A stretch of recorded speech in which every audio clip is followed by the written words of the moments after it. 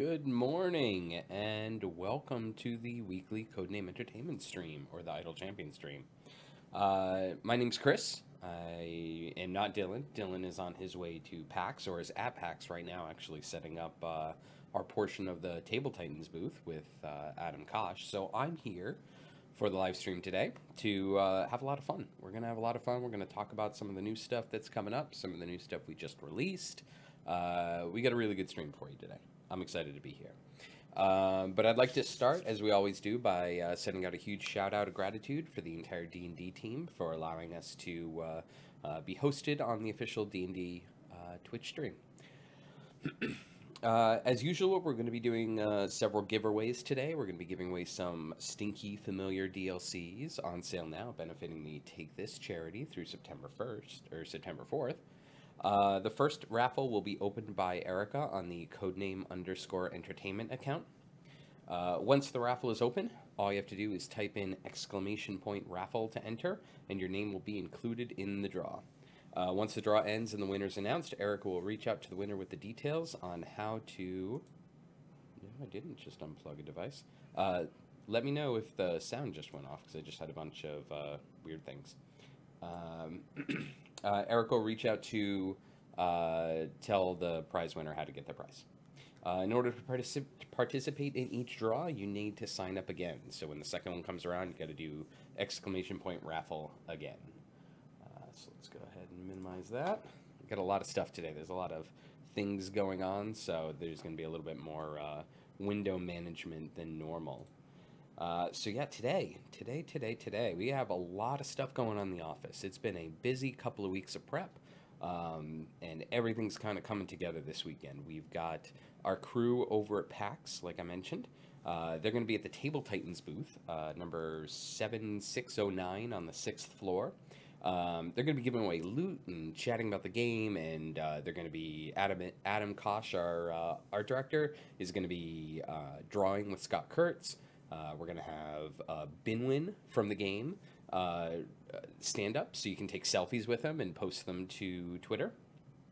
We're going to have a lot of stuff going on. So definitely, if you're in PAX, if you're heading to PAX, if you know someone at PAX, send them to the booth. We're going to have code giveaways. We're going to have coloring pages. We're going to have all sorts of cool stuff to show off.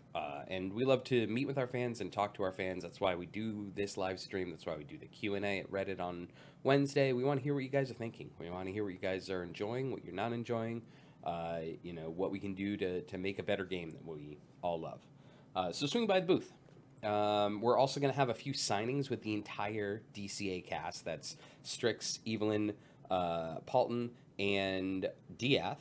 We're going to have an exclusive poster that we're going to give away at our booth for the signings. And we're also going to have their esteemed DM, Chris Perkins, there at the signings as well. We're also going to do signings with Binwin at the booth as well. Scott Kurtz is there, obviously. And we're just really excited. We got a ton of stuff going on. And while you're at PAX, we are also working with the Take This charity to sponsor AFK rooms at PAX.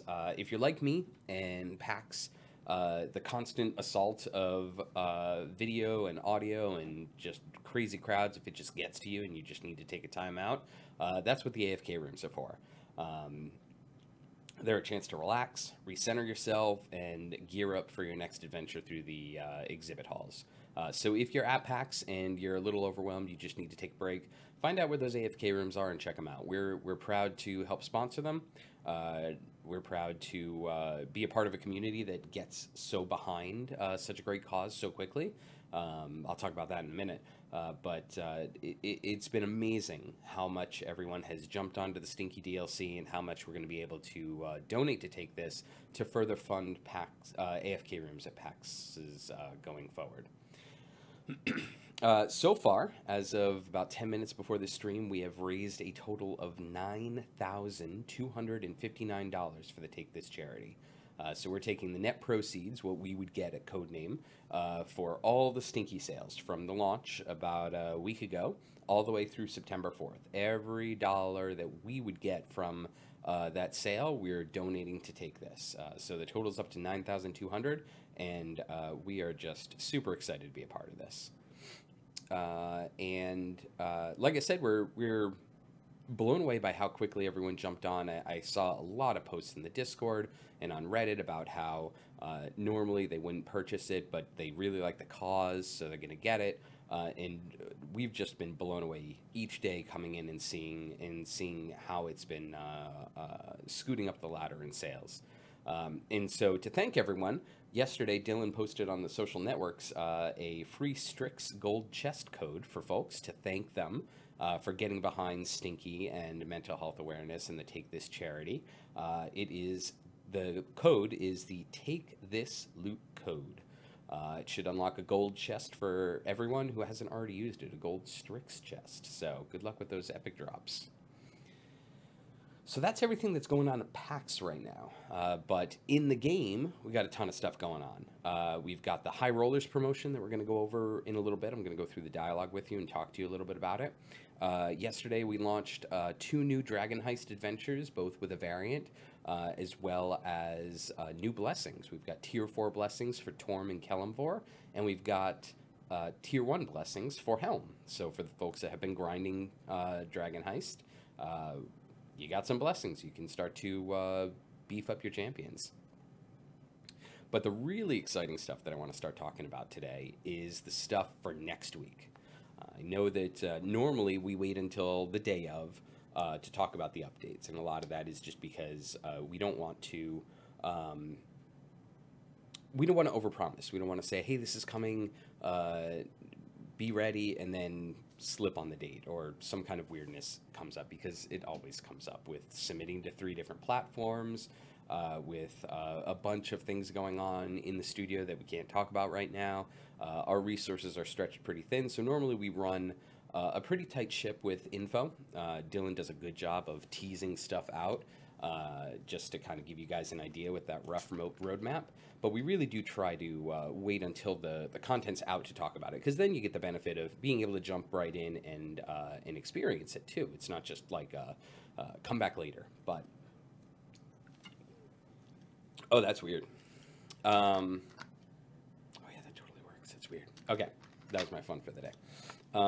So no more green bottles on the stream.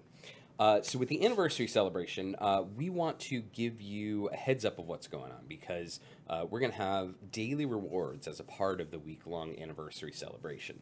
Every day when you log in, there's going to be a dialogue that pops up, and you're going to be able to claim a chest, free chest, every single day. If you just leave the game open, you're not going to get the free chest automatically. You're going to have to open the dialogue and click claim. There's going to be 7 of them. Each of them, they all look the same. They're all the same chest themselves, but each one has 4 unique items that we picked out. Things like epic potions, epic contracts, time gate pieces, even a potion of polish is sitting in one of them. So come back every day, log in, even if it's just to claim the chest for the day, because it's just free, awesome stuff. Like, we're really excited about the anniversary celebration. We want to celebrate the last year of Idle Champions with you. We've got some great blog posts coming up that are going to talk about everything in detail. I'm just going to do a high-level overview today. But all of our messaging is going to be about log in every day, come back, don't forget to grab those chests, because the coolest part of the anniversary celebration is that if you collect 4 out of the 7 chests, if you get 4 of them, so you could skip the weekend or skip a couple of days this week and skip a day next week where you know, things come up and you just can't log in. If you can get to 4 of the chests, you can unlock the super special anniversary chest. And the anniversary chest is different than the birthday chest you'll get every week. The anniversary chest has 5 gold chests in it. It also has a free familiar. It will only be available through this chest.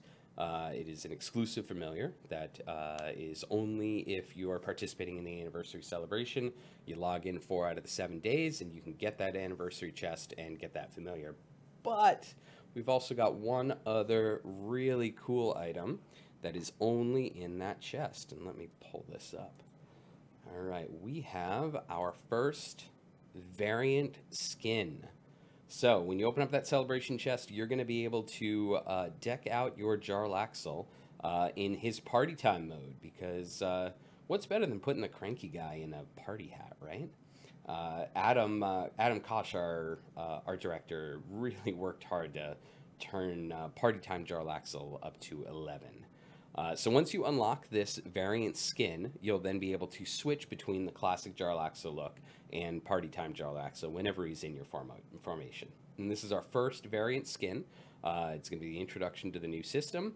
We're going to try a bunch of different ways of getting variant skins out in the future. None are coming right away. This is really the debut, and we've worked really hard to get this in.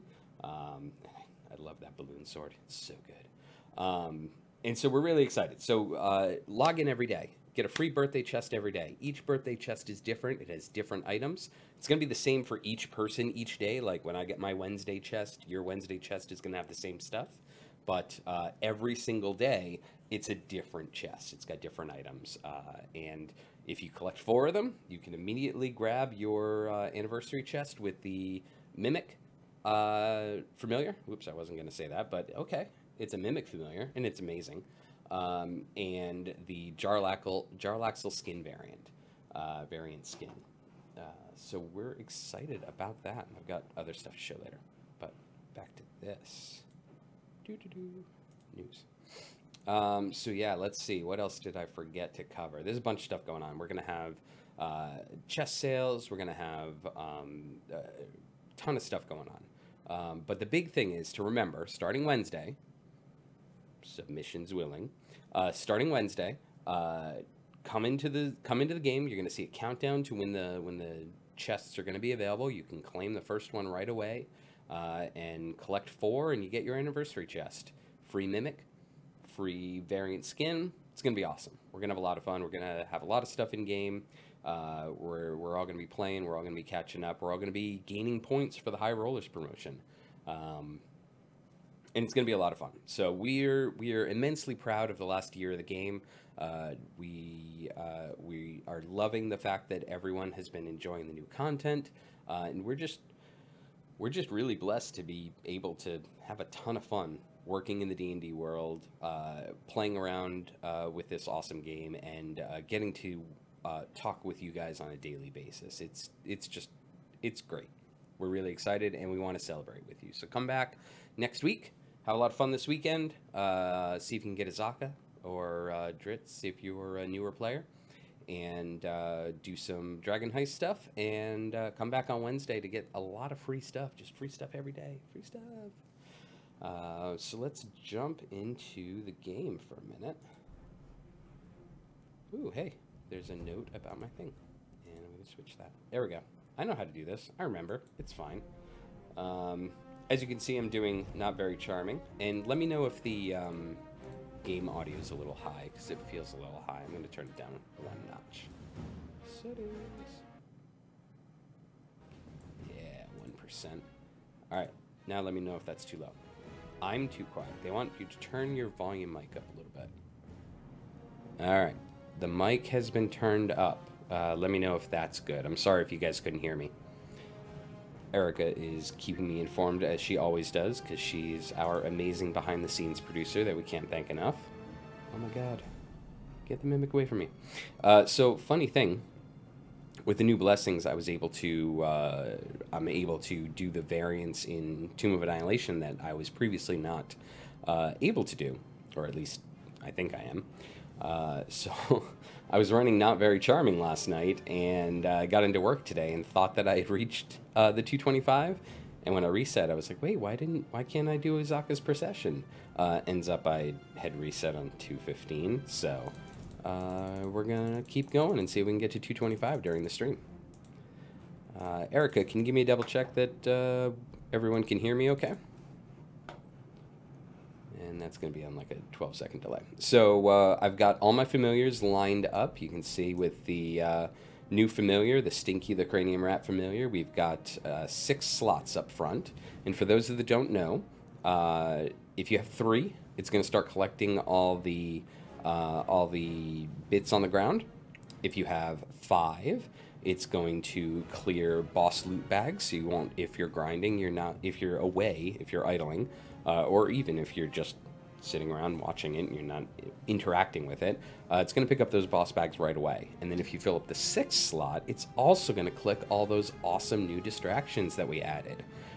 So for those that haven't noticed or haven't been playing, we added parrots and seagulls and skirtishing? No, that's not even a word. Scurrying rats and bugs, and they're adorable. We've got spiders that drop down now. We'd finished the familiars for a while ago, but we just hadn't had time to implement it. As Dylan always points out, we're a small crew, and we've got a lot of priorities. So we hadn't been able to put those into the game, but last week we did a little crunch and got them all in, and so far the reception has been pretty positive. Although I do really miss the backwards and upside down flying birds. I got quite a chuckle on that bug when it happened. Skirtishing. Thanks, Justin. Justin's making fun of skirtishing. That's going to be a thing in the office now. It's going to be hashtag blame Chris and skirtishing.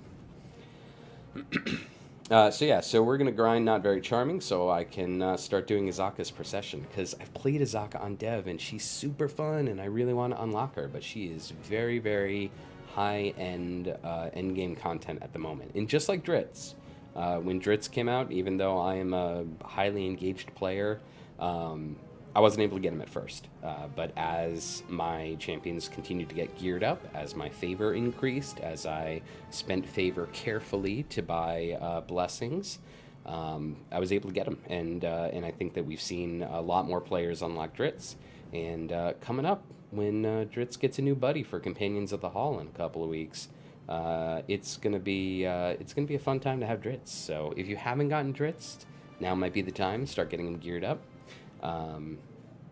Because he's pretty cool.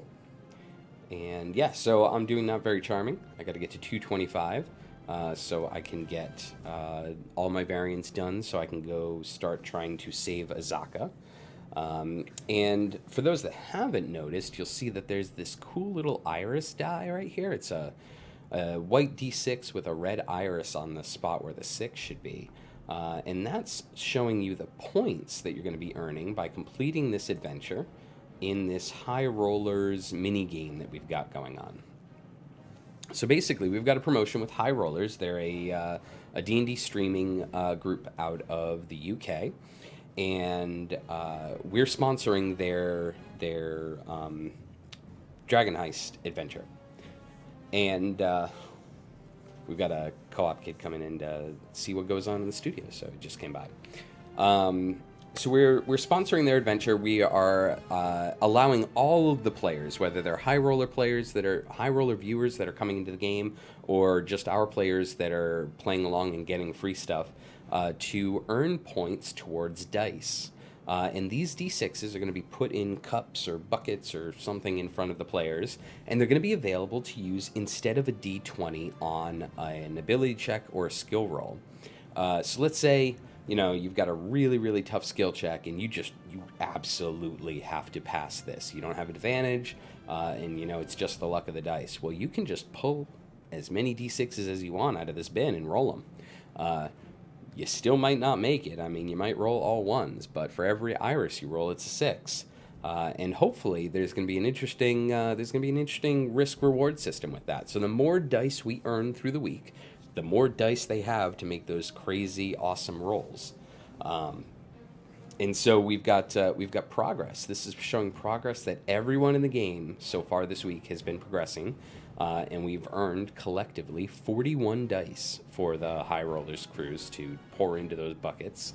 And then when their stream comes around on Monday, or Monday morning Pacific time, Monday evening UK time, this will clear, and they'll get a report on their dashboard as to how many dice they've earned. And we've already shipped them these awesome-looking dice.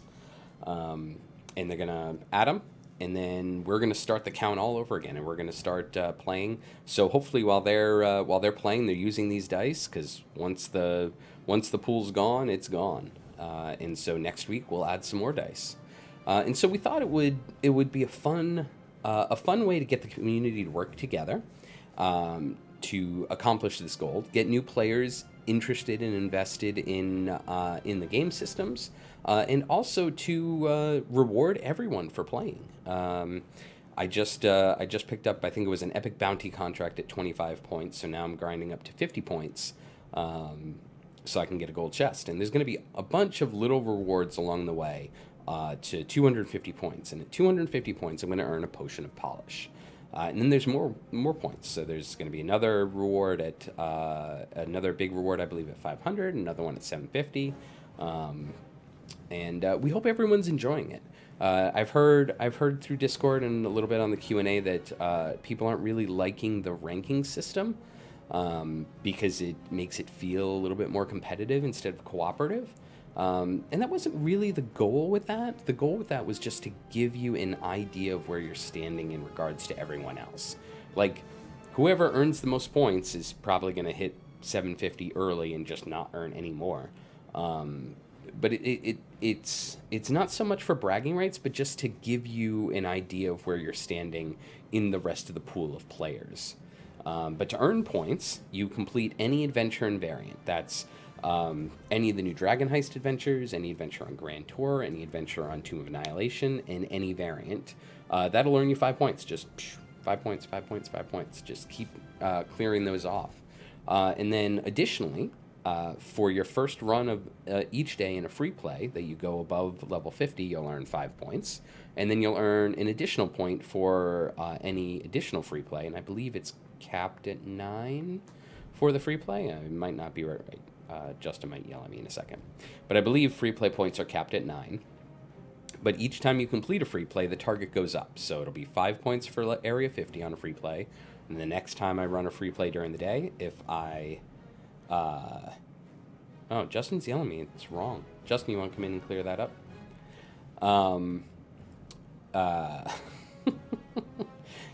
You'll earn more points, and this will... wow. I'm just getting torn apart in the chat right now. 5 points for the first, yeah, and then 1 point afterwards. All right, they're going to tell me what I got wrong. I got something wrong. It's been a long day, and I haven't had coffee yet. Yes, until midnight. Anyway, so we'll come back to that when I get corrected on what to do. There's a blog post about it, and I'm sure the Discord and the chat is talking about it, so they can clear that up. And oops, I goofed. I don't have all the information correct all the time. Oh, there's no cap on how many, so my bad. So we're going to get through this. Come on, gotta get to 200. I need those ultimates to kill that cannon, because that cannon is nasty. Let's see. I keep accidentally leveling Stokey. And I wouldn't mind her gold find right now, but I need DPS. Alright. Ah, there he is. Kill him. Kill him with fire. Oh god, he got an alley. Oh no. Come on, guys. Alright. Pirate Captain, you're nothing without your super cool cannon that not a lot of people have. Oh, jeez. Did I say nothing? I didn't really mean nothing. Because he's got a lot of power. No, slow it down. And now without Nelly, this is not going to go well. Uh-oh. Looks like my grind at 199 for a few minutes. And backsies. Alright, so let's see. What else did we want to talk about? So, new blessings. New adventures. Let's talk about that for a second. We've got new blessings. We've got Tier 4 for Kelemvor. Here it is. You can see I've already spent some points. We've got the new global blessing. Increase the damage of all of the original 12 champions by 400%. And this is across all campaigns. I know there's been some question about that.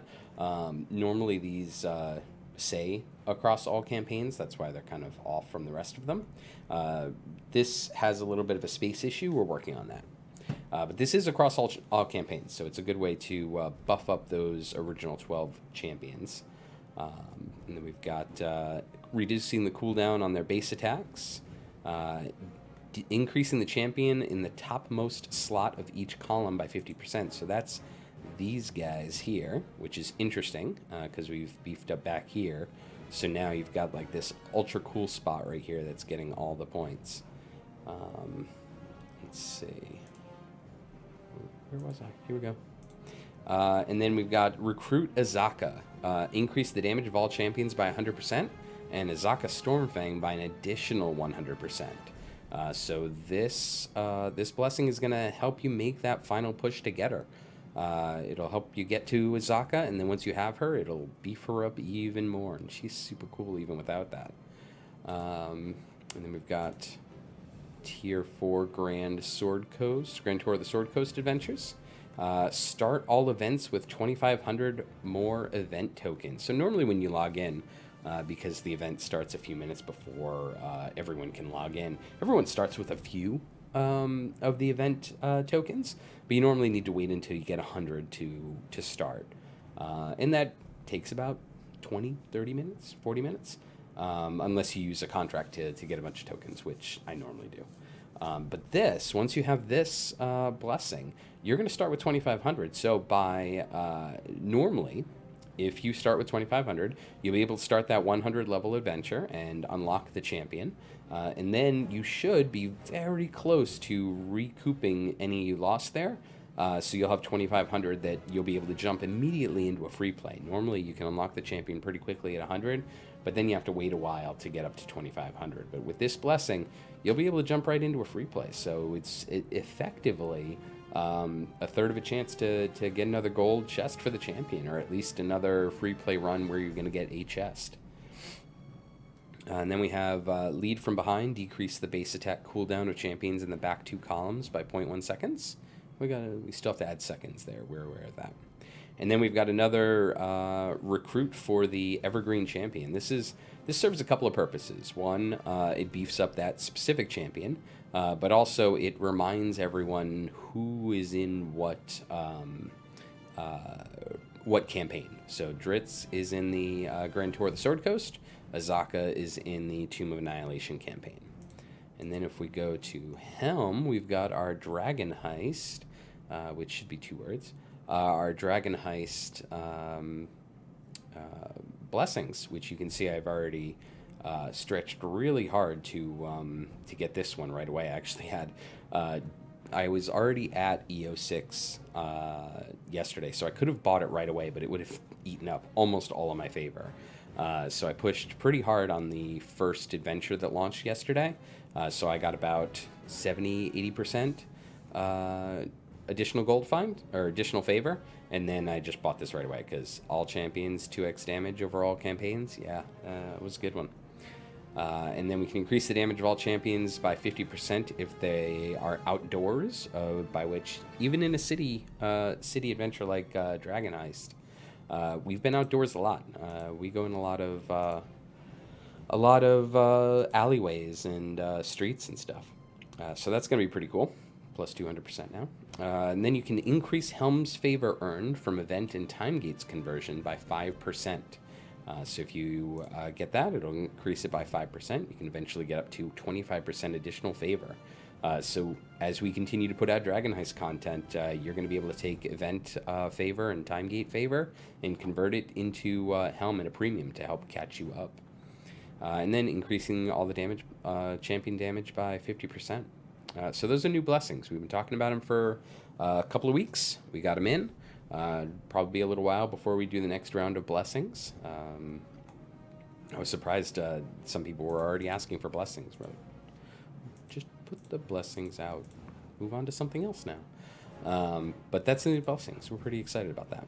And we've also got 2 new adventures, which if I can get through this... Ooh, which one do I want? The second specialization for Azaka.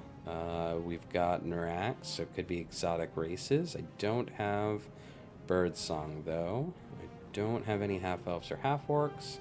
And gnomes or halfling. Alright, so Nurak gets a boost. Question is, does that increase him enough to put him back there? It does. Hey, buddy. Alright. Am I the only one that talks to their champions when they play? I might be. I play with my daughter a lot. We play through and she asks me to put all the girls in the formation. And whenever she sees me playing, she asks who's new. So she moves people around and wants me to make weird formations that then make me have to jump like 80 levels back so they can actually do anything. But she has a lot of fun, and it's a lot of fun engaging with her on it. But I think that's where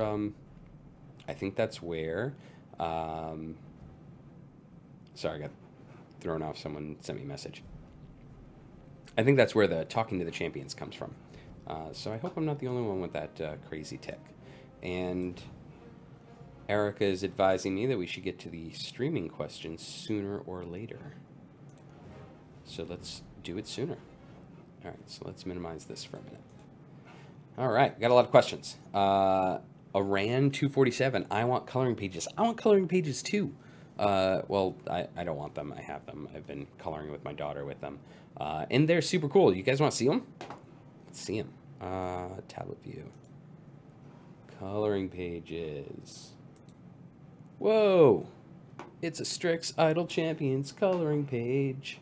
These are going to be available at our PAX booth. So if you come by either the PAX booth or the AFK room, kind of like edging off the camera here.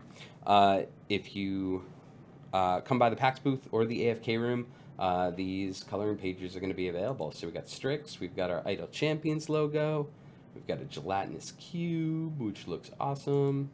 We've got Evelyn, Diath, and Binwin.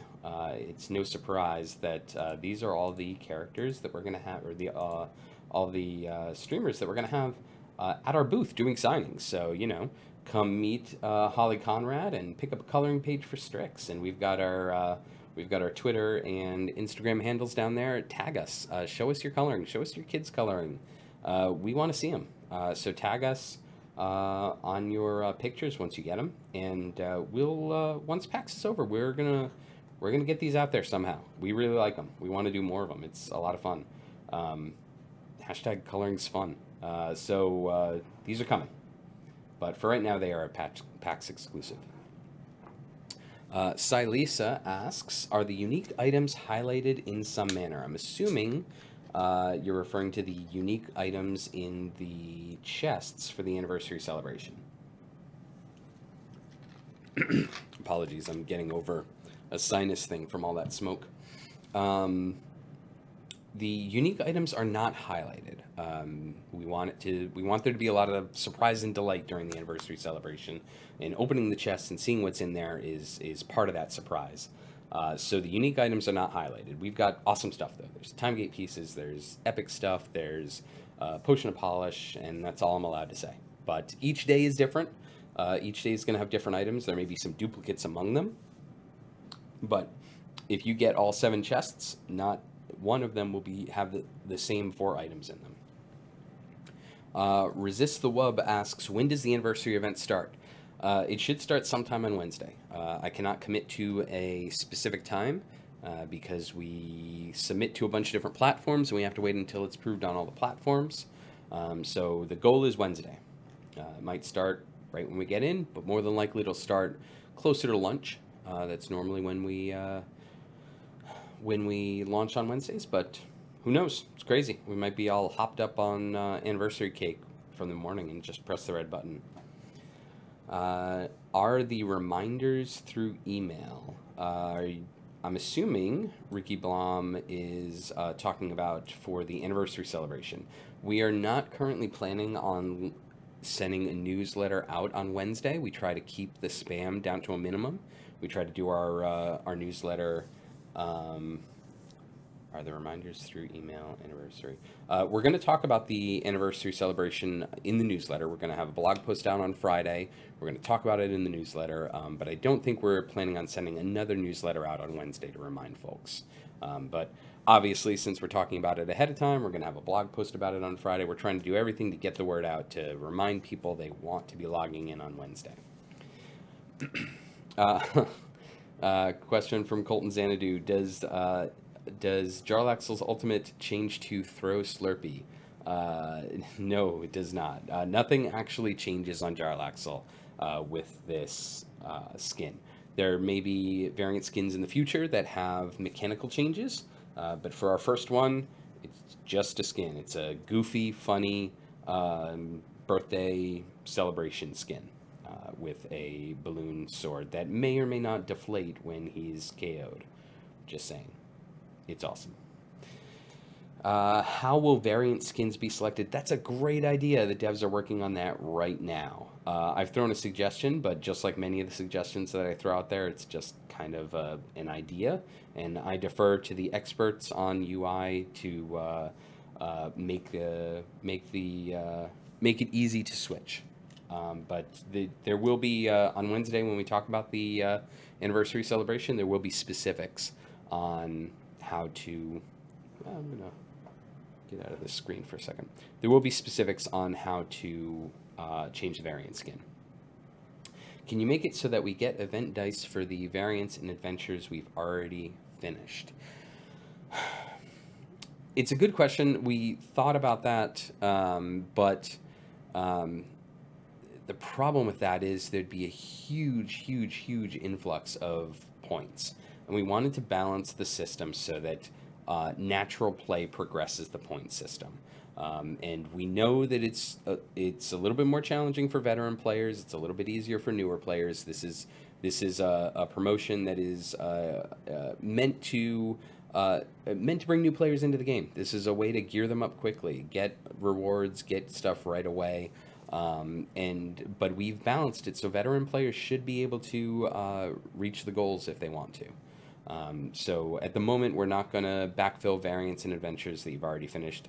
I feel that pressure too. I'm at 29 variants done for Tomb of Annihilation. You see that I'm grinding right now, so that way I can get into Azaka's Procession. But you know, I'm still getting my points. I'm at 32 right now. I'm going to be at 37 once I clear this adventure. Let's soup them up here. All right. Where are we? More questions. Was Kelemvor's favor / Open Lord decree upped from 20 to 40? Some of the earlier tier blessings did get increased levels. Where is it? Kelemvor's favor, Open Lord's decree up from 20 to 40.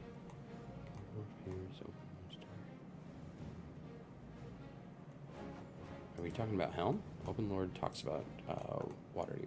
Open Lord's decree, 20 to 40? I don't think so. Up from 20 to 40. I don't think so, because I've got 20 on mine. I believe that's the right number. It may have changed and there may be an update, and I might not know that. So, Erica, can you flag that one and just double check? When is Antidextrous Explorers getting renamed to Stumble in the Jungle? I don't think that it will be. Unless Dylan has promised that before, I don't think that it will be. And the reason for that is there are a lot of dependencies with the adventure name. If we were going to rename it, we would essentially need to remove it and then re-add it as a new adventure, and that's a lot of dev work for not a lot of reward. We try to make the adventure names funny and quirky and easily memorable. There he comes. There he comes. Kill him. Kill him with fire. Oh, took Naily out again. I'll get him this time. Oh yeah, but he's just really strong. Get back. There we go. Do I have any more power? Got that. Can you tell I've been grinding? My potions are a little low right now. Oh man. All right, I don't think it's in the cards for me today. Oh, maybe it is. I don't know. Come on, you can do it. Do something. All right, let's see. Is there a planned fix for the Umber Hulk boss on the botched kidnapping scenario? I was unaware that there was a problem with the Umber Hulk boss on the botched kidnapping scenario. If someone could expand on that, I could talk to it. Let's see. What does having one familiar do? Shinigami Z10 asks. When you have one familiar, they will click for you. That's what they do. The familiars are meant to be the auto clickers so apparently there is a fix for the Umber Hulk. It just hasn't been rolled out yet. So if you just have one familiar, it clicks. If you just have two familiars, it clicks. If you have three familiars, they all click, and they start picking up stuff, so you don't have to do it. Come on, we can do it, we can do it. Just need another cooldown. Come on. I really thought that Jamila was going to hit. No, this isn't going to work out. Oh, sadness. All right. So we're going to scrap this plan for now. I will not get my 5 points or my 450 gems, because we're going to move on to one of the new adventures, and we're going to take a look at how familiars help get you started. Let's go and jump to Dragon Heist, and I did dinner party yesterday. We're going to do botched kidnapping. And so to the person that asked, what does one familiar do? So when one familiar comes out, you'll see. Oh, yeah, I should probably just. There we go. Okay. When it's Brunor, he's waiting for his timer and then he's attacking. But at the first level, these rats are coming on him quickly. So when you drop a familiar, it starts stalling them. Oop, rat, bat. When you drop one familiar, it starts stalling them, and then you can drop some more. And I can grind pretty high now just with my familiars in the first couple of champions. But additionally, familiars can be placed on the ultimate bar. They can be placed on certain champions and will level them up every few clicks. So you can do it automatically. So as we add more familiars, you're going to be able to set yourself up really easily for a long idle run. So let me just get this formation set up. Ooh, yeah, this is like the double tank formation. What are we going to do here? Let's put Calliope. And we'll get Celeste up there. Throw you back there. I don't know what I'm doing here. Alright, so we'll set this up. And we will start playing the botched kidnapping. Back to questions. Silisa said, we really like the upside down birds too. Hashtag bring back upside down birds. I don't think that's going to happen because that was a bug. But who knows? Maybe we'll have a crazy random adventure one day where we can do quirky things like that. Re-add the drunk birds at a 0.1% spawn rate and have them drop gems. Lachnor, interesting idea. I'm all for re-adding the drunk birds. I thought they were hilarious. Will you guys be adding stream characters like the ones from High Roller, Crit Roll, etc.? We've got a ton of characters in the hopper. In fact, if you go to the booth at PAX, you'll probably see Adam drawing some of them, because when he said he was going to be drawing at the booth, we were all like, good, because we've got characters you can draw. No fun drawing for you. Got to draw for work. So we've got a ton of characters in the lineup. We've got streaming characters, we've got lore characters, we've got characters from D&D video games. We're trying to mix them up so there's a nice cadence. So there are going to be new streaming characters. I don't have any to announce at the moment, with the exception of this sexy bard from Dice Camera Action, who you'll notice is not currently a champion, but is highlighted in that exclusive Dice Camera Action poster that we're giving away at PAX. This is Paulton the Bard, and Paulton will be coming to the game in the future. Not right away, but this is step one of adding him into the game, is finally getting the gang together. Let's see. Lots of questions today. This is great.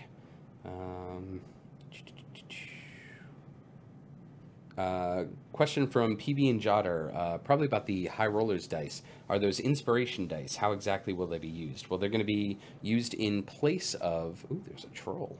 The troll in the yawning portal. What? They're going to be used in place of D20s for skill checks and saves. So when you want to fail a skill check, when you want to succeed in a skill check, they're going to pull out any number of D6s and roll that number, and that's what they're going to use instead of the D20. We worked with a High Roller DM to make sure that we could balance things right for the game. We didn't want to throw things out of whack, but we thought it was a fun way to get our community to invest into impacting their game. And we've seen when the community or any streaming community can get behind something and impact things in real time, it it really promotes engagement. It promotes just that feeling that you're part of the crew, even though you're just watching. So we've heard a lot of good things about the High Rollers promotion so far. We're really excited to see how it works out, and maybe we can do more things like this in the future. Let's see. Is there a way to see who has the most points for the event? Don't. I don't know. I don't know that we're going to go that route. We've heard, like I mentioned, we've heard some complaints that even just the get through this. Even just the points so far in the ranking system are seen as a little too competitive. So I think if we labeled who has the most points, I think it just might lead to feel bad, and I don't like feel bad. Is let's see, how do the recruit blessings work? Is 5 levels 500 plus 500 for campaign character, or 500 plus 100? Are they additive or multiplicative? I believe they are additive. Yes, they are additive. So it's just 100 plus 100 plus 100. So if you have 3 levels, everybody is plus 300. Let's see. Torm for blessings feel pretty pricey overall. Well, you're not wrong. I mean, they continue to go up in cost. We attempt to balance them in the same way that we've balanced the previous blessings. But Torm has been around the most and has the most adventures. And the more you play, the more you convert event favor into. Remember, event favor is a huge way to boost your favor in the evergreen campaigns. The more you spend time focusing on getting that favor number up, the less expensive those are going to look. We were talking yesterday about how, or Justin and I were talking yesterday about how the Kellenborg favor one. I'm like, ooh, that's going to be really tough. And he correctly reminded me that, in a couple of weeks, it's going to look like a drop in a bucket. So it's okay that they feel pretty pricey. I think that means that they're okay, because we don't want you to just buy all the blessings right now. If you have enough favor and you can, good for you. You're grinding more than I am. But we want this to be a slow roll. If we drop the blessings and everyone bought them all right away, the next question would be, where are the rest? So why does everyone pronounce Dritz like it's spelled Dritz? Dritz. I don't know, because I think because most players, and this is something that I've learned often, when people are mispronouncing words, a lot of times it's because they first were introduced to the word through reading. And a lot of times, just like everything that we learn when it comes to language, repetition and just hearing things over and over helps us to say things correctly. And so I've found that a lot of times when people are mispronouncing a word, it's not because they just don't know, it's because they read it, and that is just how their brain is interpreting how to pronounce it. And I know there is a specific way to pronounce Dritz, but I don't think it's Drizzed. It might be Drizzed. I don't know. It's not the way that I pronounce it. But everyone can pronounce it however they want, because it's their game. They're having fun with it. Let's see. With 6 familiars, will they click the distractions during the dialogue? I find myself trying to click the distractions, thereby accidentally skipping the dialogue content. Yeah, you can see the log, but it isn't the same thing as seeing the context in action. I definitely agree. And I believe they should still click the familiars while the dialogues are going. I don't think the familiars actually... Well, sometimes they do.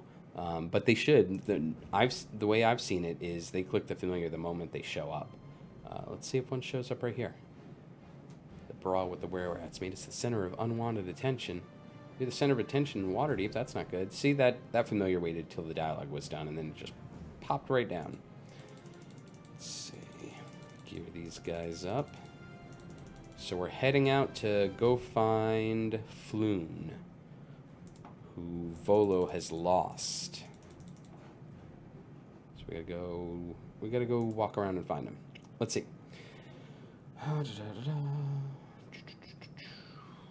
High Hi, Chris. With the Guildmaster's Guide to Ravnica, can we expect an event or campaign in Ravnica? Let's say TBD for that. We love to work with wizards. We love to come up with promotional opportunities where our content is mirroring their content, just because it gives everyone that shared lexicon of, well, what did you do in Dragon Heist? At the moment, we don't have any plans for Guildmaster's Guide to Ravnica. I think we have to wait and see the book, and really get a better understanding of how it fits in the D&D world.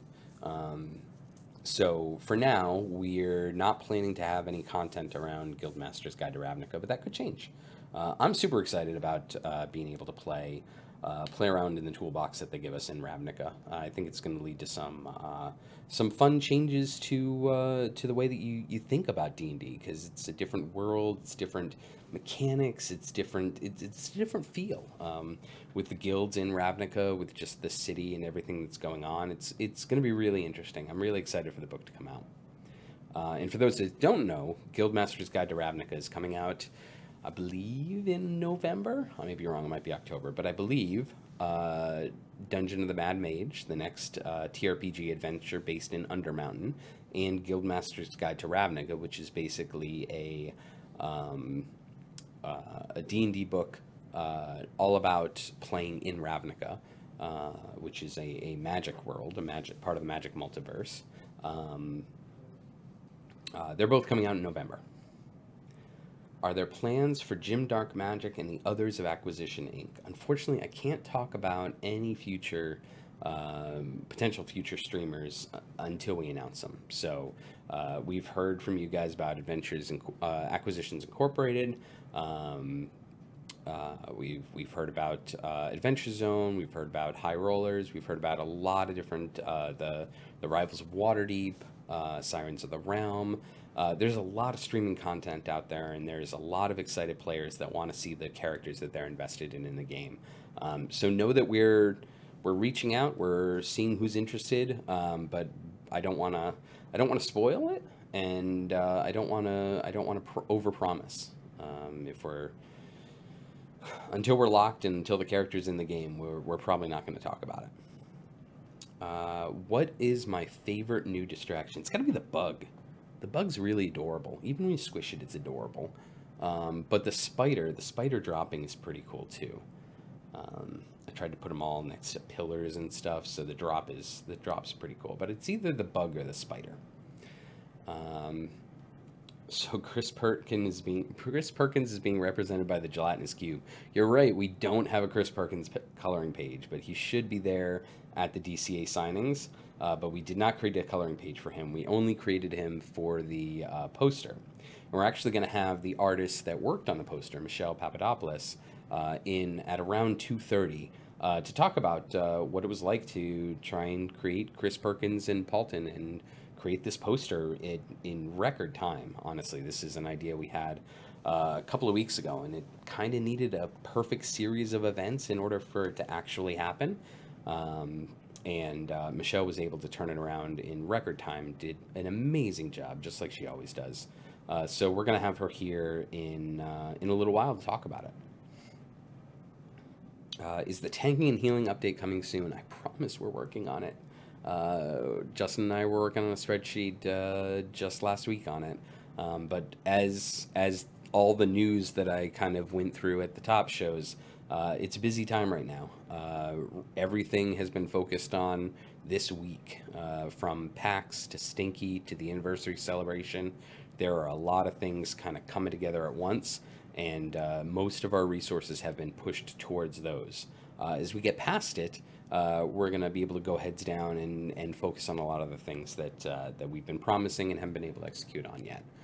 Just because we got a lot of things. Weekly content, there's a lot of things going on.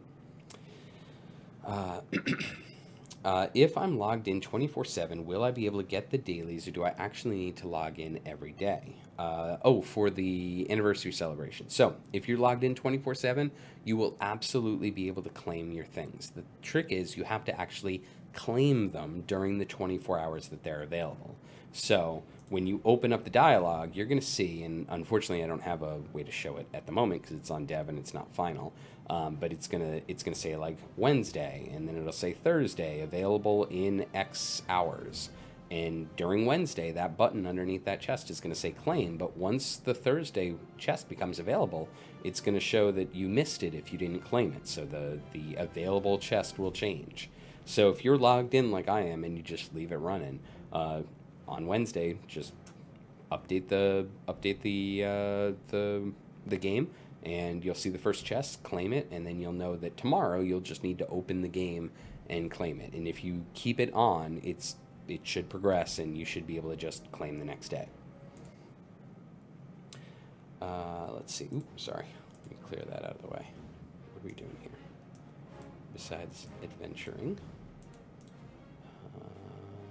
do humans here. Inspiration. Alright, so we have ended up in a different bar, and we're trying to find maps to figure out where Floon is. Alright. Let's see. Can familiar placement be added to formation saves? We've definitely heard a lot of requests for familiar placement. It is on a list. I don't know who it's currently assigned to, but we're looking into it. The more we add familiars, the more it's just another thing that you have to do. Ooh, the bar is lit on fire. That's what happens when you have fire elementals in a bar. Oh, that poor seat right there. It's never gonna make it. So we're looking into it for formation saves for familiars. Will you add video game characters, Saravok? Maybe. We do need more evil characters. Saravok was a bad guy, right? Yeah. We just added Deacon Scale Singer, the epic bard helper from Neverwinter Nights. He was one of our more recent champions. So yes, we are looking to video game champions like Celeste and Deacon in our pool of new characters. Can we get Chris Perkins as a playable champion, please? There are no plans for that at the moment. I feel like all he would want to do is just hold a book and like zap people with eye rays and turn them to dust. So maybe that might not be the best idea. But I don't know. We haven't really broken that fourth wall yet. Everyone that is in the game is part of the D&D universe or the multiverse and is a character. We haven't done the trope of real life person in the game yet. Maybe we will in the future, but at this time we don't have anything on that. Since the Xanathar breaks the fourth wall on DCA, will we see Chris Perkins references in the Waterdeep Dragon Heist campaign from the Xanathar? We try to sprinkle in Easter eggs often. The challenge with sprinkling in Easter eggs from a specific stream is that if you didn't see it, you don't get it. But for those that do see it, there's a good payoff. So we definitely might throw in references. He might break the fourth wall. I'm not sure if he's going to break the fourth wall in our game, but we'll see. Y1NZ3R says, just got my son his first of the new Endless Quest D&D Choose Your Own Adventures books, and he's loving it. That's awesome. I used to love Choose Your Own Adventure books when I was a kid, so that's awesome that he's into reading, and it's awesome that he's having a lot of fun. Has there been any decision about a Choose Your Own Path system for Idle Champions? Could work like character specializations, but allow for less linear stories. Add an Endless Quest tie-ins would be rad. Yeah, well, we've been working really hard to put the new content out. We always try to, whenever we're putting new content out, think of what new interesting things we could do. And non-linear storylines is definitely something that's tickling my brain at the moment. If you, well, we're thinking about that. It's a decent tech draw in terms of tech time, so I want to be careful about that. But having an adventure with multiple routes is interesting, especially from a free play standpoint. Especially if maybe they had a cool reward at the end of one of the tracks. Like, It's stuff that I'm thinking about. So you are right in my brain. Y1NZ3R. I think that's supposed to spell something, but one here. Okay, I don't know. Will we ever see Pickle and Boulder from the Cleric Quintet as double champion in a single slot? Just to watch them bicker and slap each other would be great. Um, I don't know. Like I said, can't talk about new champions until we've announced them. But it is a good suggestion. That would be funny. Will renaming or changing the color of our heroes ever become an option? Changing, renaming or changing the color of our heroes. I don't think we're going to rename them unless a skin is specific for a name. Like maybe a skin would change the name, but normally no. And changing the color of the heroes, like the color of their armor, we're not going to do that because of the way the animation system's set up. We're not going to do that as a modular kind of build your own outfit sort of way. But skins would be a way to do that. And you've seen that with the Jarlaxle. Are there any more dwarves and elves in the works? Yes, of course. there's more humans. There's more dwarves. There's more half races. There's more of everything. I mean, we're at year one. We've got 32 odd champions out. We started with 12. We started with 13. Now we've got 32, and there's going to be even more. So as we get into year two, you're still going to be able to collect the old champions if you didn't get them through a time gate or you didn't get them the first time through. And there's going to be new champions with these events. So we're going to continue to push out content. We love this game. We love everyone's having fun with the game. And you're just going to continue to see quality of life improvements and cool and interesting stuff, hopefully. For the next April Fool's Day, have you thought about doing a special quest where the mini-bosses are your staff members and the final boss is Chris Perkins? That is a great idea. I think that's awesome. We should flag that because that would be hilarious. Because then when you get to my level, it can just glitch, and then everyone can blame Chris because they can't finish it. Oh, the octopus in a barrel. You know, all right, fine. The octopus in the barrel familiar actually is my favorite because it was such an interesting familiar that I only put it on a few backgrounds. So actually, I don't know that I've even seen one in my play since I added it. But the octopus in the barrel is pretty awesome. So if you didn't know the octopus in the barrel was there, I hit it really well. And click all the barrels. Can we color in the real Chris Perkins? I would not recommend it. There are rumors that he started his career as like a MMA fighter or something. Like I would not recommend coming at Chris Perkins with a Sharpie. He would not like that.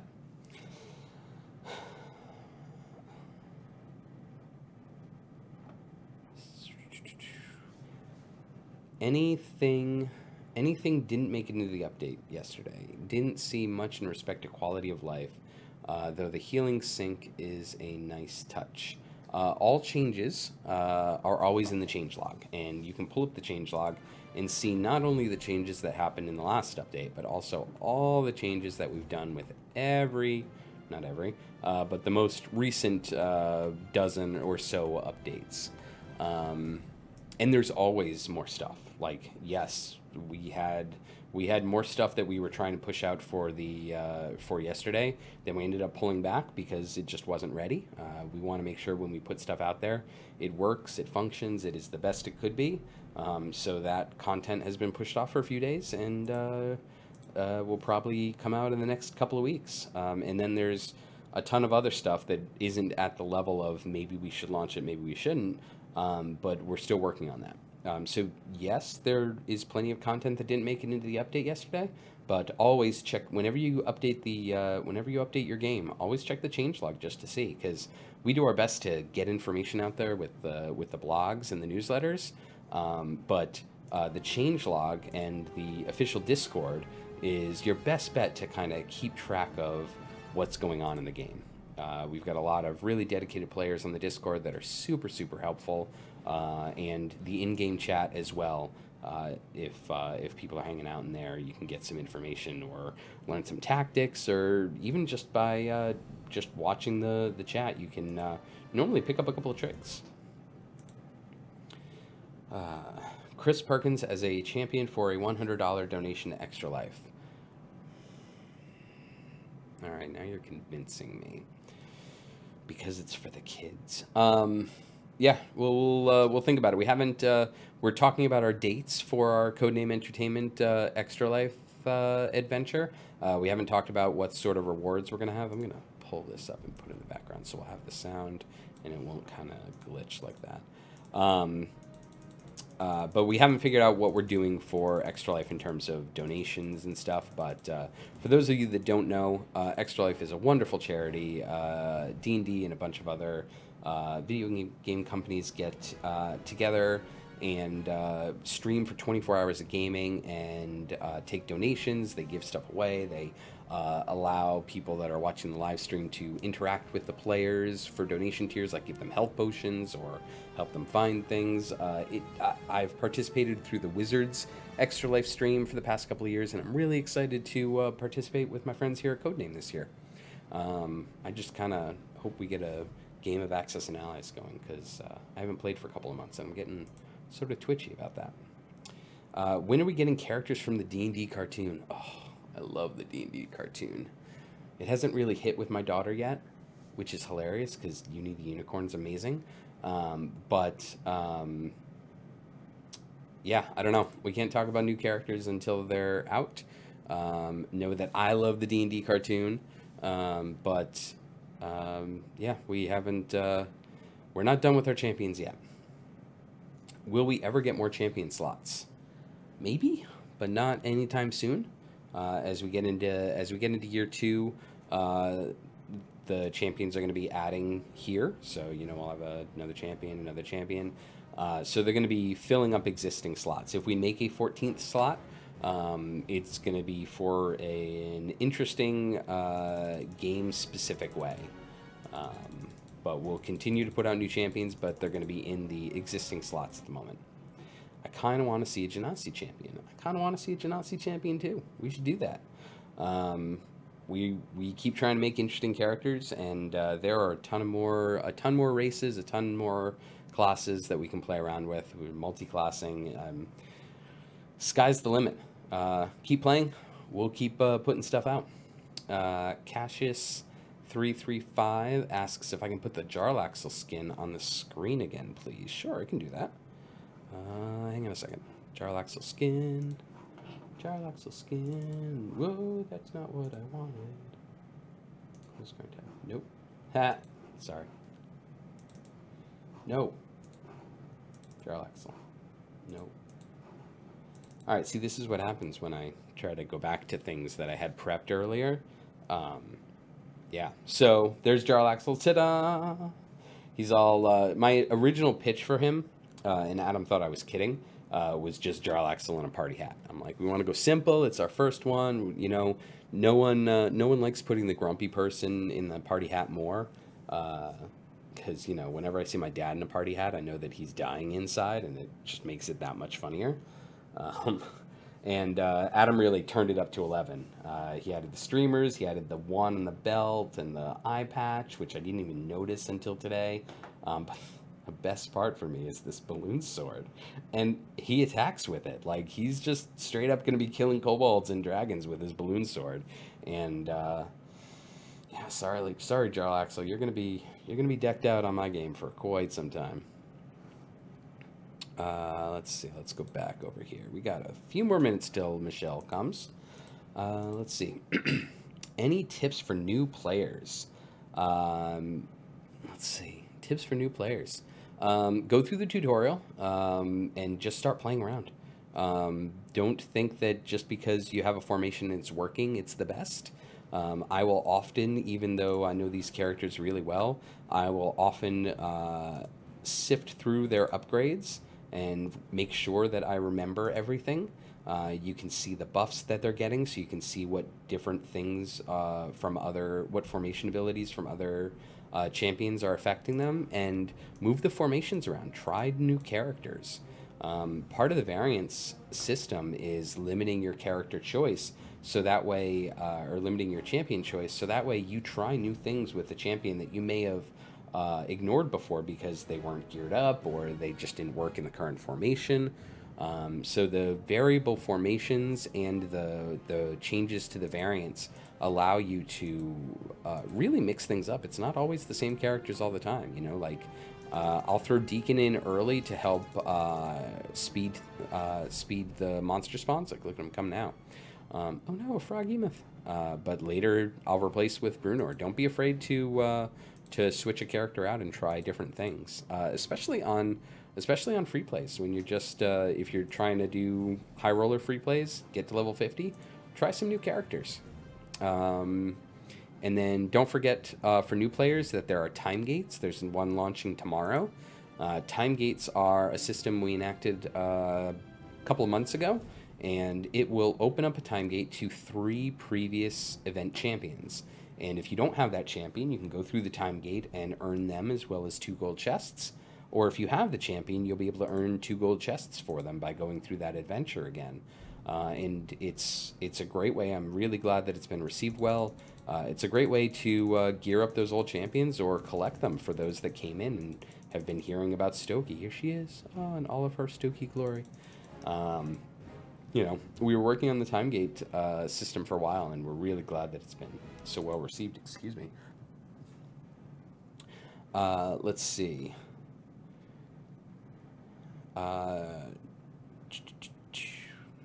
Drugar is saying, is the shop in-game not working for anyone else? If the game isn't working, what I suggest is putting in a support ticket. So hitting this question mark down here and opening up a new browser tab and putting in a support ticket, because if something's not working for you, it probably isn't working for other people, and the sooner we see those tickets, oh, look at those gazers. Oh, they look adorable. The sooner we see those tickets, the sooner we can fix it. Let's see. In-game changelog only shows 1 to 2 months back. Could it be changed so that we can go through all updates from release? Or at least, is that in the game file somewhere or on your server? It would be nice for reference.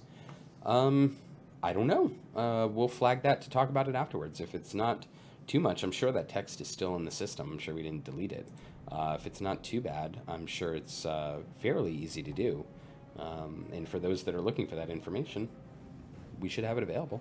As you can see from these changelogs, though, I mean, this is from the 29th of August, and we've got a ton that go back to July 13th, and that's not, I mean, there's a ton of stuff. We're doing stuff every week to try and just make the game more awesome. So yeah, let's see. Is it just me, or is click damage just seem to be too low? We're looking into click damage. It's effective to a point.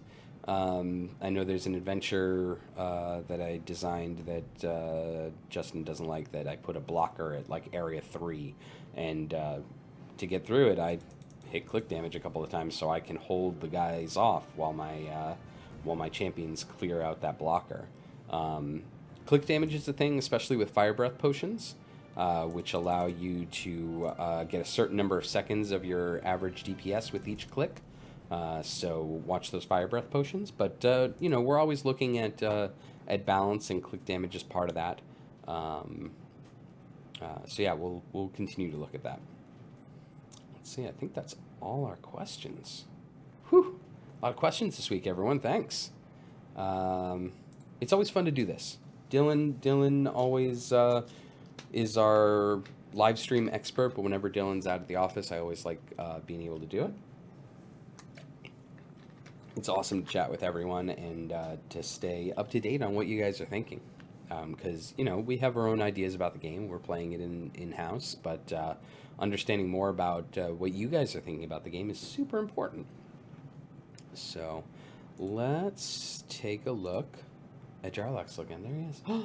Oh, so don't forget, for those that are just coming in now, Jarlaxle's anniversary skin, the first variant skin in the game, is going to be available next week during the anniversary celebration. You have to log in every day, or 4 out of the 7 days, but you should log in every day because the stuff in those chests for every day is super cool. So every day when you log in, you can collect a new birthday gold chest, and Alexis designed an amazing looking birthday cake chest. And each one has 4 items that we've handpicked for you, and each one's different. So should have a lot of fun opening those and getting awesome rewards. And if you collect 4 of them, you can get the celebration chest, which is super special and awesome. It has 5 gold chests. It has a free familiar, so you don't even have to pay gems for it. We're just going to give it to you. Free familiar, a mimic, and this variant skin, the Jarlaxle variant skin. That's only going to be available for the anniversary celebration. We got a couple more questions. Let's see. Is using a fire breath potion going to work with poor hygiene soon? I don't know. I don't know. I will flag that, and we can address it in the Q&A next Wednesday. And was there a planned sale during the anniversary? That is still up in the air. We're going to do chest bonus sale. So we've done this before. When you purchase chests, you'll get more. But if there's going to be a DLC during the anniversary celebration, I don't have that locked down yet. That's one of my tasks to look at this afternoon. Regarding familiars, could we have... I'm just going to take Jarlaxle off the screen because he's just doing his thing. That's the wrong one. There we go. All right. Botched kidnapping. I got to get to 75. I haven't seen the Umber Hulk. I didn't do the QA testing because I was busy with other things, so I haven't actually seen the Umber Hulk adventure. And I designed it, and I hope it looks awesome. What are we going to do here? I think humanoids for this level. We're going to be there. 5 levels. It's going to be awesome. Let's see. Regarding familiars, could we have a treadmill on the bottom of the screen area? Placing familiars there increase the speed of the level. Obviously not silly fast. We are looking for ways to speed things up. We've added Deacon. He increases the spawn speed of monsters. We've also added Diath, who will increase the chance that a monster kill or a monster drop drops 1 or drops 2 or counts as 2 as a way to speed you up. And we're looking at other opportunities too. We hear you guys. We know you guys want to progress up to your wall a little bit quicker. So we're looking into those. Do you think there will ever be a reward for not using familiars or anything similar to clicker heroes? Maybe. As we continue to expand the systems and make things more robust, we can then have those as dials to turn for variants. So having a variant where you can't use familiars or you can't use certain characters, like those are all opportunities for variant progression and achievements. So thanks for that question. And thanks everybody for putting in all these questions today. Erica was flagging me that I should probably get to the questions because I was droning on for a while at the start, and she was absolutely right. So many questions. All right, so the cultists show up. They've got their imps, cultists of Asmodeus. And shout out to Quick Mithril, by the way, for catching my How I Met Your Mother reference in the name for the variant of this adventure. So cheers.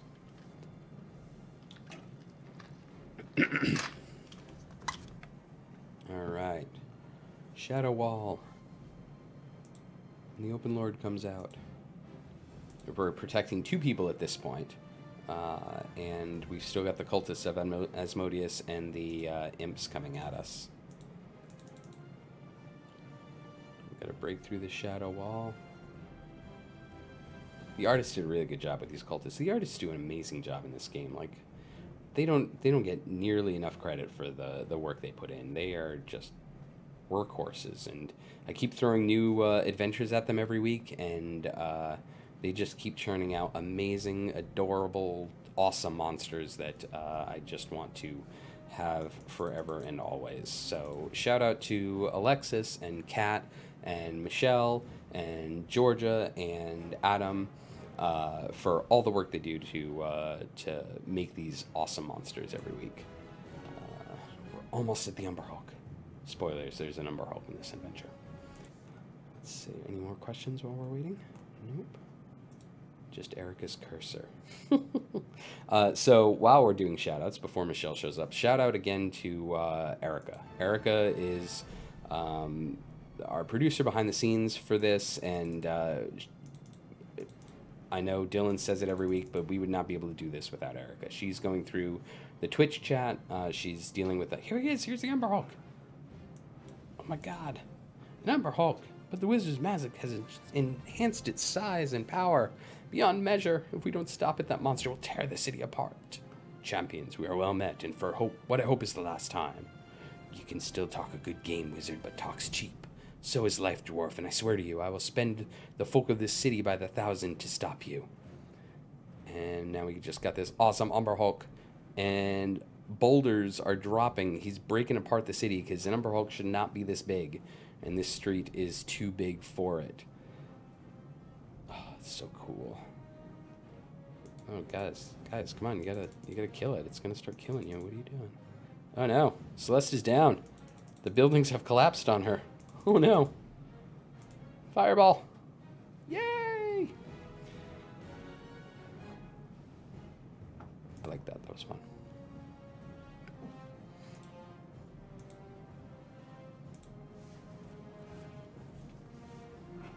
I can put this. By the way, I think we had this in the system in the game for like 2 months before I figured out that you could do this. So there's a little, really small minus button there, and if you click it, you can clear the top UI, so you can see all the awesome background art. Like, look at this. Look at this fireplace from the Yawning Portal. Alexis did a great job with this background. It looks so cool. All we need is Dernan sitting there doing his thing. And you got the pole and the well here, the well that goes down into Undermountain. Oh, sorry, I'm gonna geek out for a second. All right, how come I can't click distractions when there is a dialogue on the screen? Either I furiously click through the dialogue instead of reading, or I miss them. Because you can't. Because when the dialogues are overriding the screen, clicking the screen will. Pardon me. Clicking the screen will advance the dialogues and not click the distractions. We can look into that, though. So thanks for passing that along. Yes, only one question. Is there any way to slow down the storyline text? It goes so fast, I've quit attempting to read it when it takes away from the game, and it takes away from the game for me. I agree. I'm working with the writer that I work with, Scott Fitzgerald Gray, who's just been doing an amazing job. And we're gonna try and limit the amount of lines of text for each box, so that way the natural timer that's set into the dialogues will allow you to read it. Now, there's always the journal, so if you go into the journal while they're doing their thing, you can always. Oh, that was the time gate button. If you go into journal, you can read the text. So that's what I do sometimes when the text's going by too fast. Or when I accidentally click the screen, you can always go back and read through the adventure this way. But I hear you, and we're working on it. So thanks for the question. Why not add new blessings that grant 0.01% or lower run speed per stack? I'm assuming this is in regards to the speed of the game. And that's definitely an option. Like I said, we're looking at a bunch of different ways to speed the game up. We're going to have an announcement on one of them soon. Right now we've got Deacon and Diath in the game to help move things along. You know, we're looking into other options. So we haven't stopped trying. It's just sometimes it's not one thing to fix. It's not really an issue. It's just people would like it to go faster, and so we hear that and we're working on it. Well, maybe no distractions while the text is shown. I thought they were. I thought the distractions aren't supposed to come by when the text is shown. I think the ones that are might be the ones that trigger before the text triggers, but we'll look into it.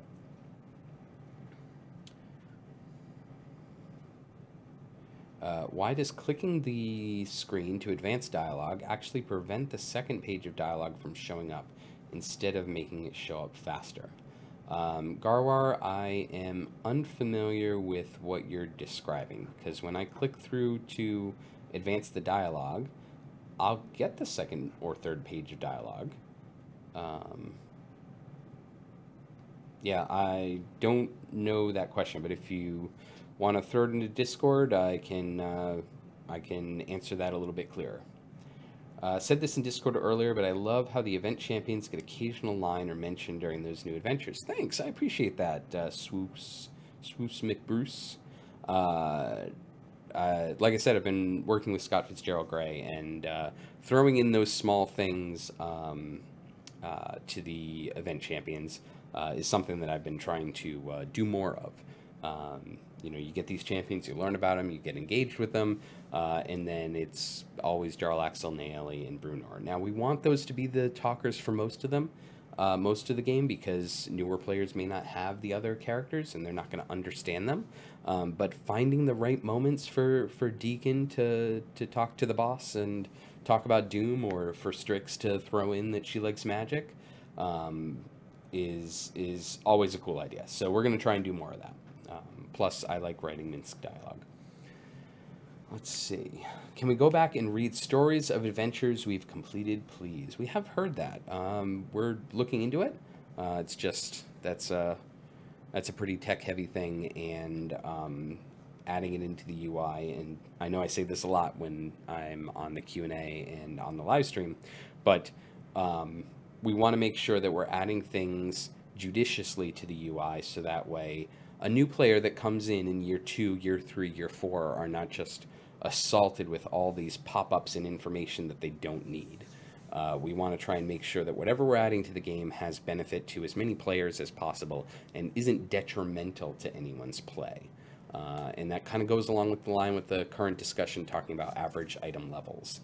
I understand the reason for it, but from an average player standpoint, I don't know that it is beneficial to have that information, because then they think that there's a reason for it, or that it matters outside of conversation. And it does matter, but it's in a really obfuscated way, because a blessing could have just as much of a boost as 30 levels of an item. So we want to try and make sure that whatever we're adding to the game is added in a way that is not intrusive and is helpful for as many players as possible. Is use multiple blacksmithing contracts at once on the to-do list. I know that we have talked about it. And I've tried to use multiple blacksmithing contracts at once, and it's a little time consuming. So yeah, that's on our we know there's a need for that. Tarthus asks, the chest room is very bare and kind of uninteresting. Could the room maybe show stacks of gold that represent the max amount of gold that the player has had at one time? Sure, I'm sure we could do something like that whenever we would get to revamping this screen. Yeah, it's an interesting idea. Adding something and having it be sort of an achievement-based area. All right, now I'm getting weirdly down design track in my head. We'll flag that, and it's a wonderful question, Tarsus. Thank you for that. Let's see. A couple more levels. I'm going to get to 75 soon. All right, so Michelle should be in here any minute to talk about the poster that she made for Dice Camera Action, which is pretty cool. Like I said, it was sort of one of those things that would be a like to have as we were trying to get ready for PAX, and with everything going on, we were just like, yeah, I don't think we really have the time. But I threw the gauntlet down to Michelle, and she really delivered. She did a great job, and so come on in. All right, one more question before Michelle, as she gets in. On the subject of event champs having dialogue lines, would it be possible to just have lines from champs you don't have be left out until you do have them? Just a possible option. Yes, that's definitely a possible option, and one that we've thought of and talked about. But again, it takes tech time to do that. And at the moment, I'd rather have the dialogues, the lines in, than wait for that to be done. And I think in the end, that's really the best way to do it, to only give you those lines if you don't have them. But then again, I'm going to waffle here for a second. Because, can you even see? Yeah, Michelle's here. Here, let me switch it. I got duo view. Look, it's Michelle, everybody. Hi. Which camera? You're going to look at this one. See, this one. This is Michelle, one of our amazing artists, the awesome artist of awesomeness. You don't have to have it really near you. Okay. You'll be fine. All right. Erica can let us know if you're too quiet, but I think you'll be okay. Okay. And so yeah, in part of having dialogue lines from characters that you don't have, also makes you question why you don't have them. You know, if you see Deacon and he's funny, and he says a funny line, and you're like, hey, that guy's kind of adorable. When he shows up in the time gate, suddenly you're connected to him. You might not have the experience with Neverwinter Nights, but as soon as you start seeing Deacon lines, you start getting connected to him, and that's good. So I don't know. We'll continue to talk about it, but for now, I'm going to continue to sprinkle in those dialogue lines. So let's switch over here, and yay, it still works. So this is our super cool new poster for PAX. Yeah. And you put this together in how many days? Yeah, I didn't have too much time. I think it was a week, 5 days. Well, and you had like vacation time in the middle of it? Yeah. When I first heard about it, I was like, yes, I get to do a poster. But then they said, oh, and you have like a few days. I was like, no. I think I waited until you were like gung-ho about it before I was like, also, we need it by Tuesday. Yeah. No, it was really fun to do, though. I was kind of scared that I wouldn't be able to get it done in time, but yeah, I think I'm pretty happy with it, how it turned out. What was the biggest challenge in setting this up? Probably creating Chris Perkins. Yeah? Because, yeah, the other one, like, I created Paulton, too. He was really fun.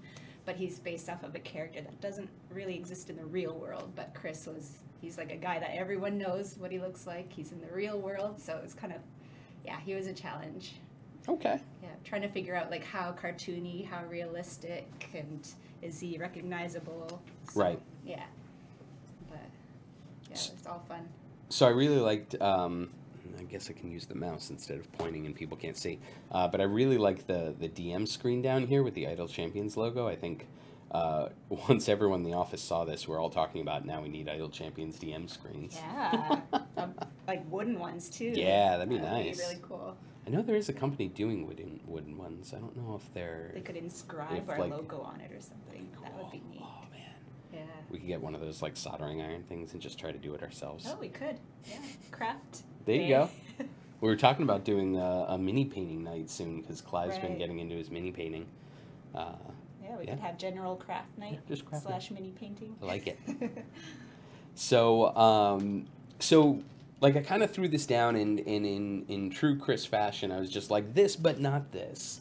Like we want to put all 4 of them in there, and I don't know. Maybe Perkins is at up the top. Like, did you go through a bunch of different ideas before you landed on this one? I was thinking mostly like in movie posters, like the kind of movie posters that have a collage of people and characters in them, and how that they did it. So yeah, I pulled up a few movie posters, and there's a Force Grey poster that we have in the office that I used as reference to, just to get an idea of how to put a bunch of characters on screen and make it look cohesive and not chaotic. So yeah, a few little references. But I added the glowing effect around each of them. Like each of them have their own color, just to kind of separate the characters and to get rid of some of, like, I didn't want too much detail, because without the glow, it's just like chaotic. There's stuff everywhere and you don't know where to look. But with the glow, it kind of draws your eye to the character and gets rid of detail that you don't really have to see. So, yeah. So, the background, all the way in the background, is that any specific thing, or did you throw that together just for this? Yeah, if you look closely, you might recognize it, because it's the background screen that I painted for this stream, the live stream. Whenever there's no game behind, it's the tavern. Oh, really? Yeah, it's the tavern background with the little fireplace. So this background that you can't see you on, but it's super awesome? Yeah. I kind of wish this is what our office looked like. Yeah. When we get an upgraded office, like we should make sure Oh, one of the walls totally. looks like this. Yeah. It's awesome. So yeah. you use that as a background. Yeah, I can see the red dragon. Yeah, and I tried to like cover up something like the logo just so that it wasn't so noticeable. But yeah. Now I'm gonna always see this beholder eye just Yeah. staring out. Yeah. That's awesome. I tried to subdue it a little, but yeah, just having that as a kind of like an ambient background kind of thing. So is Paulton the first champion that you've drawn up? Yeah, that's why it was so fun to do because mostly I do a lot of the monsters. So that's monster list after monster list. That's what I do. So getting to do a poster was great, and getting to do Paulton because he'll be a champion soon it was super fun. Yeah, he's the first one that I kind of worked on. He'll need a bit more work, I'm sure, once he becomes an actual champion. But yeah. And I brought up pictures of Nathan Sharp, who plays him. I brought up pictures of him to kind of use his face as a bit of a reference in his character. So you'll notice like his eyebrows and his nose and mouth are kind of Nathan-ish. Yeah, because there are so many different like fan art versions of Paulton. Like they were kind of all over the place. So I just kind of used all of those plus his photo and tried to combine them all. Well, there's so many different art styles, and there's such a dedicated following from Dice Camera Action. Yeah. That, yeah, when we look at these characters, we pull a bunch of fan art and we send it over to the streamer, and we say which one's sort of your best representation of the character, because not only do these players cosplay as the characters, and Holly as Strix is sort of the most out there in terms of how often that she does it. But you know, there's all these different interpretations, and maybe there's a fan variant that really sings to the player, and we want to make sure that we're capturing the right essence. For sure. There was one image of Nathan dressed as Paulton for cosplay, and I used that as like the vest, kind of like that diamond shape in the vest. I kind of based his costume mostly off of the cosplay version of him. So, nice. Yeah, it was super fun. So what else are you working on?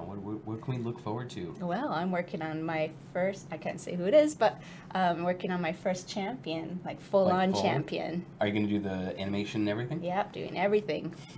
Yep, from start to end. That's exciting. Yeah, it is exciting. So this is going to be your first champion in Idle Champions. Yep. Can't say who it is. No, we can't say who it is, but we're starting to spread some of the love because Kat did a champion that we're going to be talking about in a couple of weeks. Yeah. And now this one turned out awesome. It did turn out awesome. Yeah. She did a really good job. I think everyone's really going to like him. I think they're going to like him. That's all I can say right now. Yeah, they will. But I'm excited to see the one you're working on. Yeah. And then Adam took a bunch of our champion ideas to PAX and is going to be working on them live at the PAX booth. Oh, so you can get some spoilers if you're there. Yeah, you could.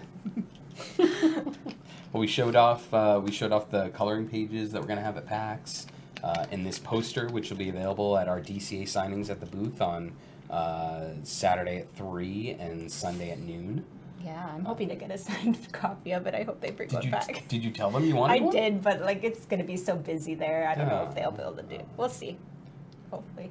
Yeah, we can send some notes. Yeah. Just like every night when they're finally getting on email, because you can't get on email in PAX. Yeah, probably everyone though will want one that's signed by everyone. So yeah, we'll see. We'll see. I hope that we can get your poster with everyone signed. Yeah. That'd be really cool. That would be cool. Yeah, the posters are really cool though. What size were they? Were they 9 by 13? I can't remember. I just know they were about this yay big to yay big. Yeah, that's not huge. It wasn't like a huge movie poster size. No. Well, and the reason for that, like I wish we could make a huge movie poster size one, but the reason for that was because it needs to fit in everyone's bag to go home. And it's made of like nice paper that doesn't wrinkle easily, so so the smaller the better, and it's good paper, so I think it'll like last. Hopefully. Yeah. Yeah. So anything else you want to talk about the poster? Trials or tribulations or things that you tried and didn't work? I guess the hard part too was putting all the characters in a kind of like a cool actiony pose, but then making them all work together. That was kind of a challenge, but I think it works. Yeah, I love it, and I'm super excited to see folks' pictures online with their signed copies and see the line of all the streamers doing their signings. That'd be awesome. Yeah, I'm excited to see. All right, well, thanks for coming by. I appreciate. Thanks for having me. Yeah, I appreciate the time. And let me just check the questions, see if anyone's asked any questions. Actually, I can keep you around for a few minutes if anyone has. Never mind, there's already questions because Erica is amazing. Let's see, poster related. Do those runes mean anything?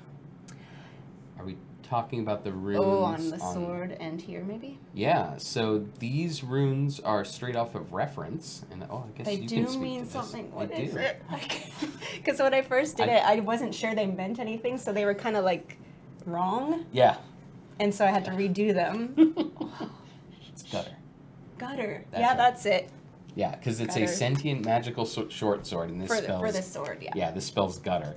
I don't think that these runes... These runes definitely mean something to Strix. I don't think that they spell anything, but I believe in the lore of Strix that she's sort of scratched in these runes and has helped to craft it as a magical weapon. Here we go. Do you use Adobe CC Suite for creation and animation, or are there other pieces of software that you use for the animation?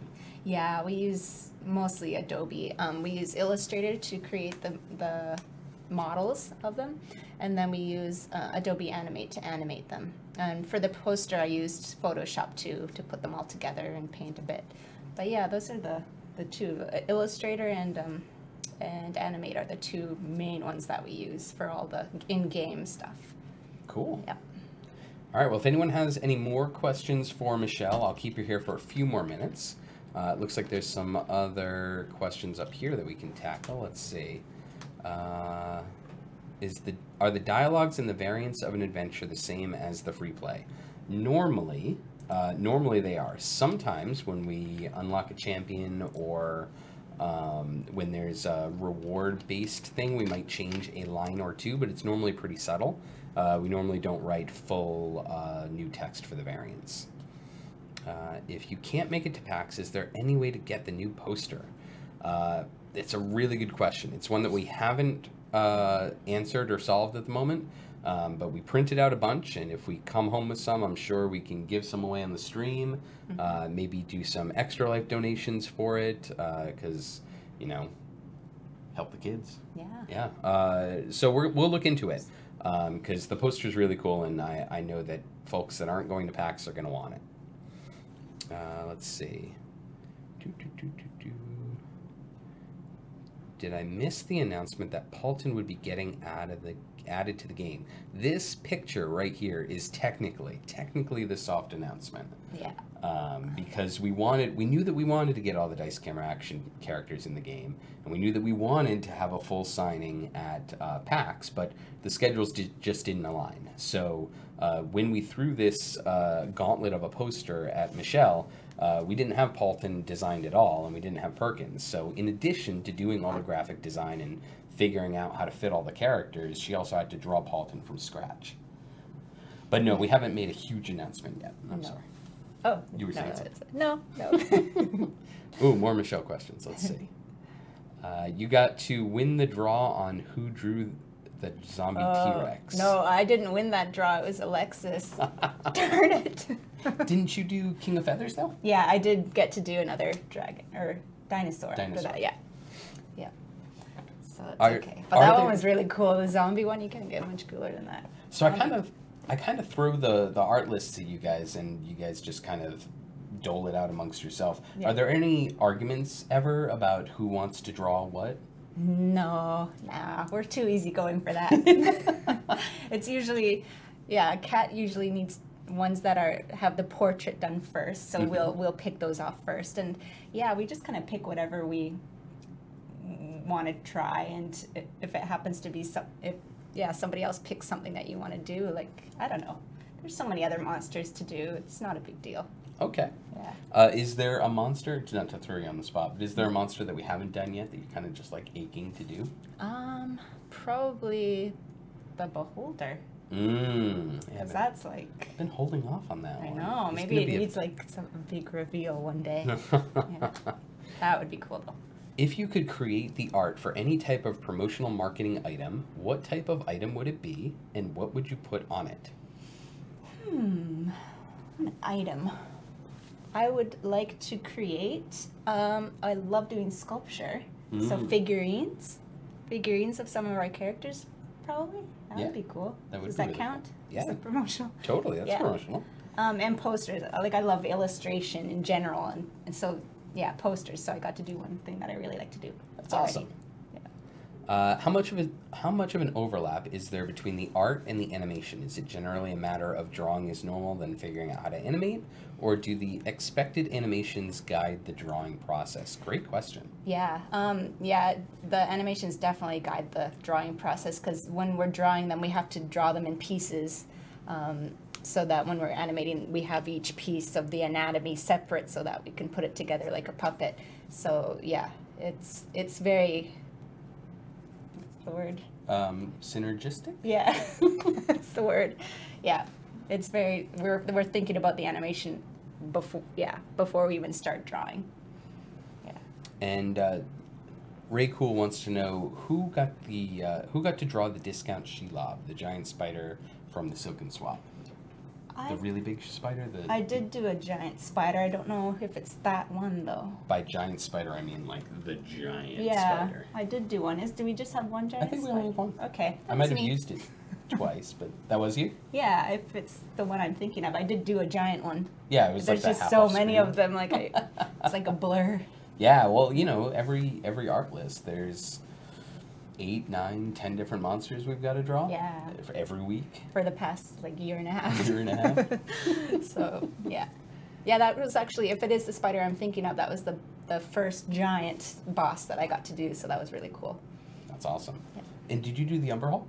Yeah. Yeah. Yeah, that was really fun too. We just got through that one. I saw it on the stream earlier. It's the first time I've seen it in games. Yeah, me too. I was like, yeah. Yeah, I love those giant ones. Yeah. They're fun. Yeah, they're a lot of fun. And it's fun when we can kind of surprise folks, like the Umber Hulk. You wouldn't expect a building-size Umber Hulk. And you're like, oh my god, that's crazy. And oh my god, the building's falling. Yeah, exactly. So, hopefully folks have fun with that. Yeah. All right, well, we're going to get to our closing statements. You want to stick around, or you want to run away? All right, let's see. I got to pull that back up because I didn't have that prepped. Because there's too many things going on today. Did you see when I accidentally showed all the familiars? No. Hey, my current objective is complete. All right. Oh, maybe I shouldn't stay on stream. Oh. Yeah. Oh, there. There you go. All right, so let's go back to the news. There we go. Look at that. Oh, we're in a pub. Yeah, it's a lovely pub. I just wish we had the tap back here. Yeah. All right. I'm going to have to pull it up. Sorry. Here, you want to drone on for a minute while I pull this up? What do you want to talk about? Remember how I said I wasn't going to put you on the spot? Yeah, I was getting so tongue-tied. This is nerve-wracking being on here, by the way. It really is. And you know... Even though there's no audience here, you just know that... I keep wanting to put the googly eyes up here, so I'll remember to keep looking. Okay, that might make it more... Make it fun. You forget how many people are watching. So before we go, don't forget, there's the weekly Steam code in the lower left-hand corner. You can put that into Steam. Dylan is at PAX West is the code of the day to get a gold chest. Don't forget to join our official Discord channel. That's great for new players. There's a whole bunch of resources and a whole bunch of really dedicated players that'll help you along if you're having some challenges. And the devs are on there too, so we're always watching and paying attention. Always watching. We're always watching and paying attention to make sure that we can catch any bugs that are popping up and make sure that things are as fun as possible. Let's see. So that is, I don't know, we're like 10 minutes late. We're 10 minutes early. What should we do? My mic's off, I think. So. No, your mic was off. I fixed that. Okay. Like, there was a while where you were really quiet and then suddenly you got loud, and that's because I had her mic muted. So let's end it a little early today, so I can go back and design some more stuff. And you can go back to. And you need a coffee, I do by need the way. coffee. We went to Starbucks when we when you were streaming earlier. I should have got you something, but I didn't know. Oh, I appreciate that, but no, I'm trying to. I think I'm a little too dependent on coffee. Okay. I drink coffee like water, so I'm gonna try to go cold turkey. I think it'll work fine. Or decaf, maybe. Oh yeah, maybe, because Yeah, then I could 'cause then still you have can my still- sweet coffee. Yeah. That's what I do. So that's our show today. Thanks for watching our stream. While I'll be running the Reddit Q&A next Wednesday, Dylan will be back here next week with not one but two special guests, which will be super duper awesome. Unless he gets con crud, and then I'll be back trying to handle guests, which I guess I'm doing okay with. We'll figure it out. Oh, yeah. Thanks. Shout out to our team at Wizards of the Coast, John, Greg, Bart, Pelham, and Lynn. And thanks Wizards of the Coast for all that they do, from their work with us on Idle Champions to graciously allowing us space on the official D&D Twitch channel to talk about our two favorite topics, D&D and video games. Extra thanks to our community manager, Erica, who co-produces this live stream with me and helped remind me that I hadn't unmuted Michelle's mic. And thank you, Michelle, for being gracious enough to join. Yeah, thanks for hosting today. Thanks. It's always fun, even though it's kind of like... You're a natural. Oh, thanks. I don't think I am. I think I just project well. Ah. So for those sticking around on the D&D channel, we're going to have Waffle Talk coming up at 4 p.m. Holly Conrad's Trapped in the Birdcage is canceled today because she's at PAX. But Critical Role is live at 7 p.m. tonight. So have a wonderful weekend, everyone. Have fun with the new adventures. Come back next week for our anniversary celebration. We're going to have a ton of stuff going on. It's going to be a whole bunch of fun, and we hope we see you there. Bye. See you later. Nope, that's the wrong one. Oh,